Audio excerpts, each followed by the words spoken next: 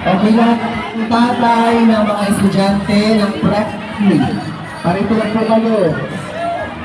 Bilisan po, bilisan lang. Bawal pong ulihin ng estudyante, bawal ulihin ng nanay. Ano po? Pagpatumak po dyan sa gilid nyo, huwag pong ulihin. Dapat ang uhuli ay tatay. Ano po?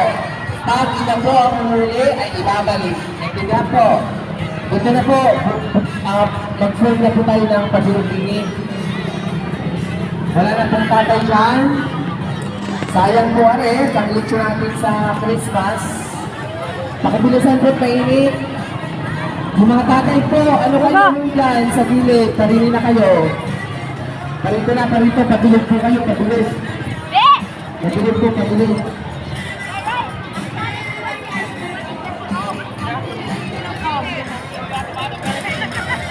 Okay, would like to acknowledge the presence of Madam Teresita Ong. Maraming salamat po at kayo po ay nakisa sa aming gawain. O, patuloy na, patuloy. Laki-laki ng kaulit. Sige po, lahat. Adjust ang